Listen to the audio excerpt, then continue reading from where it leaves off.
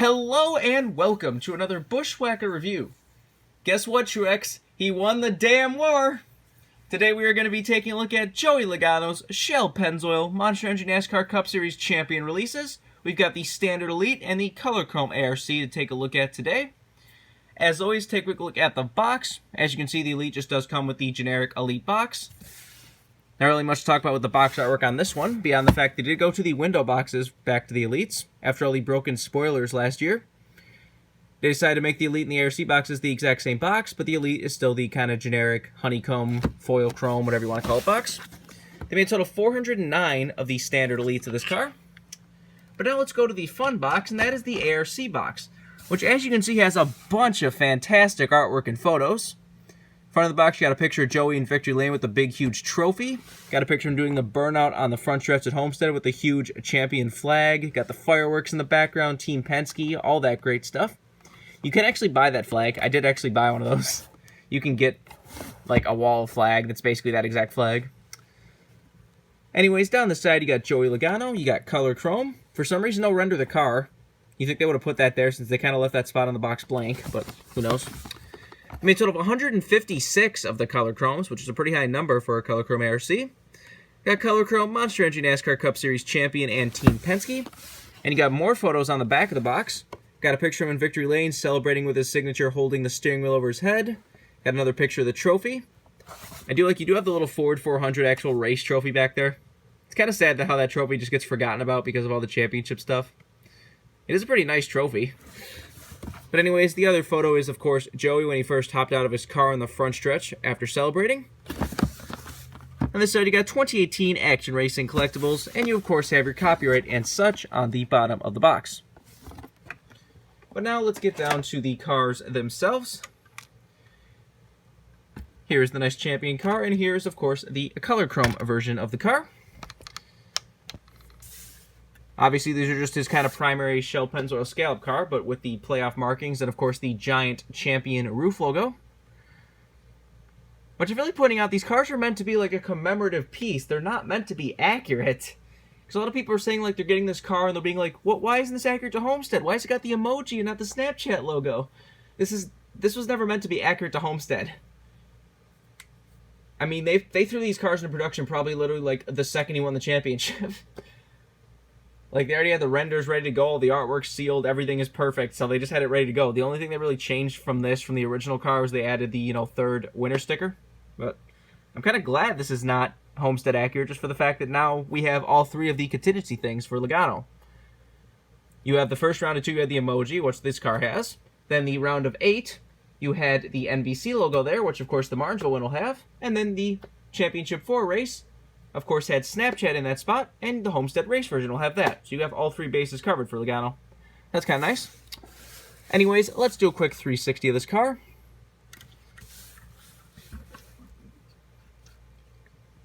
Which, yeah, this really just does add to the whole scallop car being iconic thing I was talking about. Now it's been a Daytona 500 winning car and a champion winning car. So, yeah.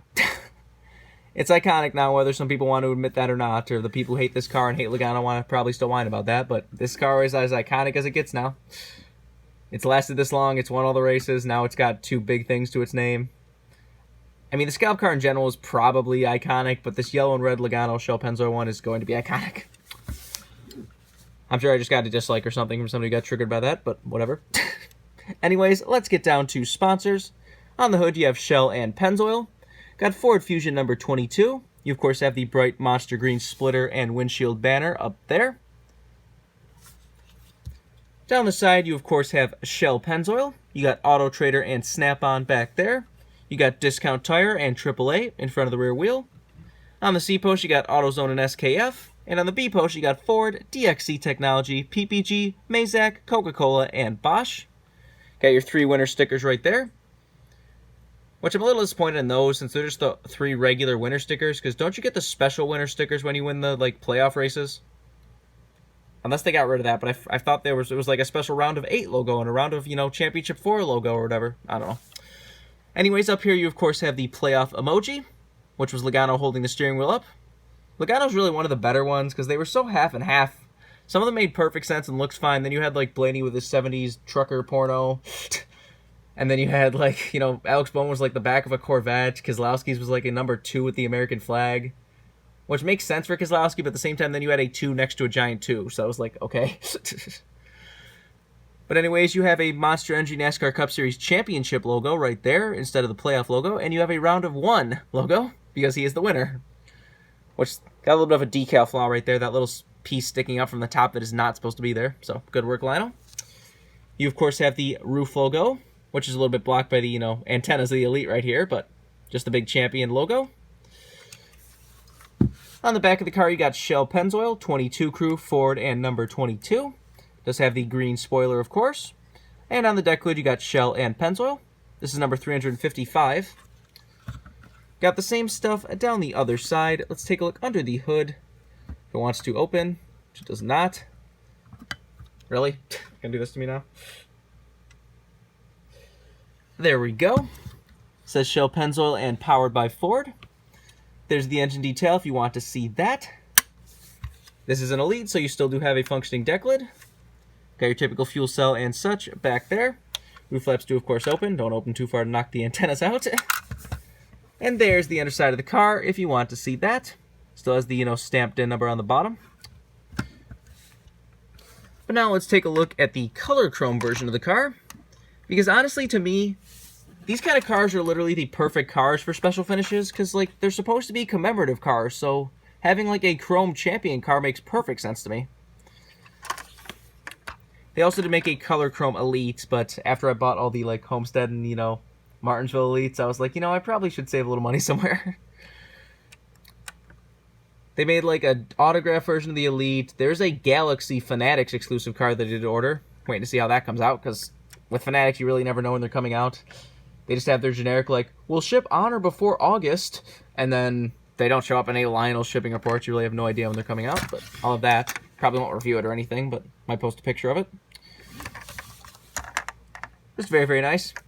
These cars always look good in color chrome, because they are just like a gold chrome. It's probably not showing up that great on camera right now, but it's pretty nice. These cars do come with a few things. The standard Elite, of course, just has your generic certificate of authenticity. But then both of these cars come with a little bag of confetti for some reason. These aren't race versions or Acura or anything, so I don't know why they gave us a bag of championship confetti.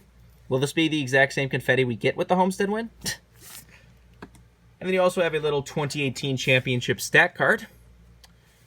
Picture Joey next to the, you know, championship trophy. Got a bottle of Coke down there. I think it says share a Coke with the 2018 champion. That's kind of funny. It's a pretty nice trophy. I love how it has all the tracks in there. Like you can see Pocono, Watkins Glen. Looks like maybe Bristol, maybe Talladega. Like, that is cool. It is a very nice looking trophy. Better than just the kind of, you know, checkered flag looking trophy that Sprint Cup had. There you can see his stats. 36 starts, 13 top 5s, 26 top 10s. Average start of 9.8, average finish of 10.7, and 1 pole. Why is it not listed as wins? If you're listing stats, don't wins kind of matter? I don't know. And you, of course, have a little bit of a bio, if you want to read that. Oh, it doesn't even say race version. Is this going to be the exact same card we get with the Homestead version?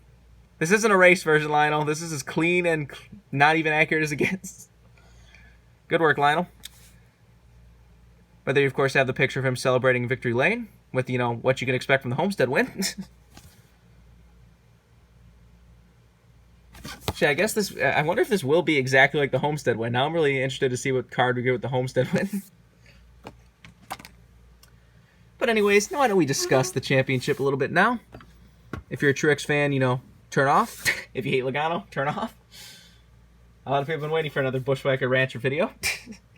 It's just, this whole championship just got me really angry just for the fact that, like, people just want to whine, and it's probably only because Logano won.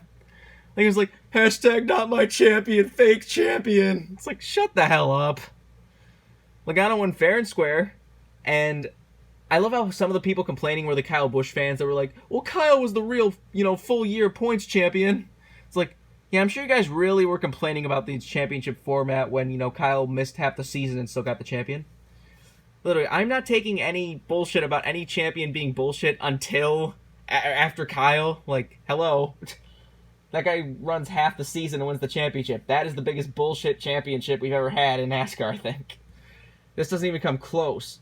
Just because, whoop-de-doo, Logano didn't have all the wins. He's not the big three. Which, I hated the big three. Whoever came up with, I'm going to start calling this the big three, and that became everything they talked about every single week, every race, everywhere.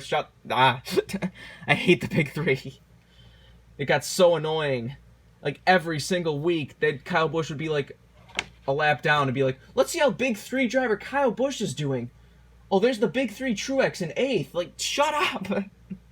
I'm so happy that somebody beat the big three in the championship.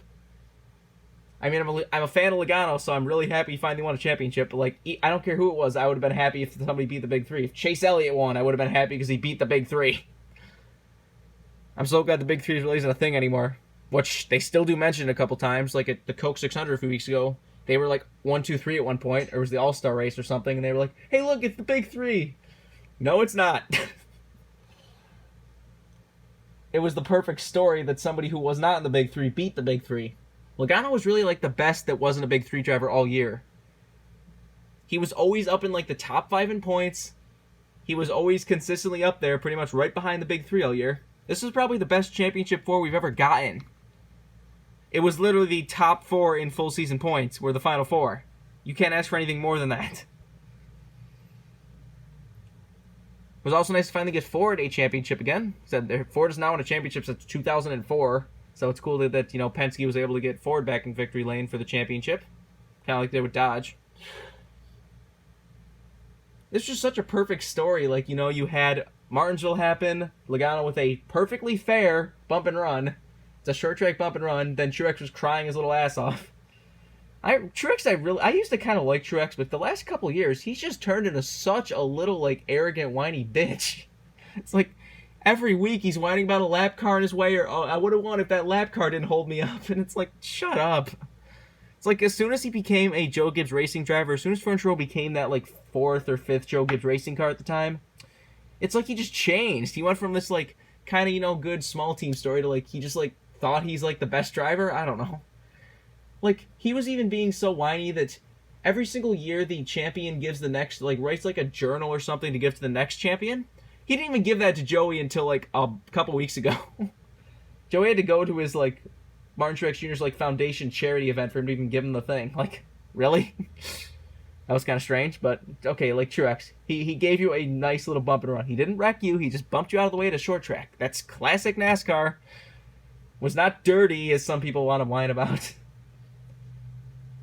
If he wrecked him, if he plowed him headfirst into the wall or something, then sure, it would have been dirty. But he just bumped him out of the way, and then Truex decided to turn down into his door, which Truex might have still beat him if he didn't just turn down to him and start trying to body slam him. That didn't help him at all. That was the strangest thing about that. It was his spotter's fault. Martin Truex Jr.'s spotter's got to be one of the most annoying spotters in NASCAR right now. Maybe that or Clint Bowyer's spotter, but. He was literally on the radio. He was turn left and land some bitch. It was just that. You just probably gave the win. I'm just glad Denny Hamlin almost won too. That was the funniest thing about Martinsville. And then he made it even better because after Truex was crying he's not going to win the damn war. And then so the fact that he Homestead ended with Joey blowing Truex's doors off to win the damn war. That was probably one of the best championship battles we've seen in a while with the Final Four format. It was really not a bad race either. I guess some people hate Logano, so the race sucked or whatever. But throughout that entire race, you were never really sure who was gonna win. Truex really had a good long run car, so he seemed like he could win when he was fast. Harvick was pretty balanced in between. He had a fast car. Logano was really good on the short runs. Kyle kind of sucked. Kyle kind of blew that race. That's kind of the way I like the championship for. I like it. It makes you have to be good throughout the entire season. None of this finishing 8th every race and then 4 races before the end of the season you already have the championship locked up. No. You have to really try at Homestead. I used to hate those races at Homestead where the champion either already had it locked up or it was they just could run they had to finish 18th or better, so they were just running 12th the whole race and never really tried. You have to actually try and be your best in this race to win the championship, and I really like that. Like I said, Kyle kind of blew it. Kyle's car was the worst of the championship 4. Even when he had some strategy that should have won in the race, he couldn't do anything. Everyone just blew right back around him. It was just a great championship. I don't know. Like I said, people hate Logano, so it's terrible. Fake champion, blah, blah, blah. But Logano earned it fair and square. And I'm really happy that Joey Logano is now and forever will be a NASCAR Cup champion. I felt like this would be the best video to rant in, since, you know, some people aren't going to watch this video as much as the Homestead and Martinsville wins, which I'm still going to talk about the races in those videos, but for a nice long rant, since a lot of people were like, wanted more Bushwhacker rants after I did in the, what was the Daytona 500 video. But, like I said, Logano won fair and square. He's a real champion. He's a deserving champion. Stop crying about the chase every single time you get. Those people are almost more annoying than the chase it is. Like, people just will never shut up every single year. Like, I'm never gonna watch again. I stopped watching because of the chase, but I keep up with everything. But I say stop watching because the chase is just the evilest thing ever. Not even the chase anymore. It's just the playoffs now. But only thing I would fix with the playoffs is the winning your in thing in the top 30 thing is really stupid. Like the fact that somebody in 29th place can get like a rain win and be in the chase. It's like, okay, make it top 20 in points, or maybe lower the amount of cars in the chase or something. I don't know. Because there's definitely some people like Ryan Newman who almost won the race, who almost won the championship being winless. That was kind of weird, but whatever.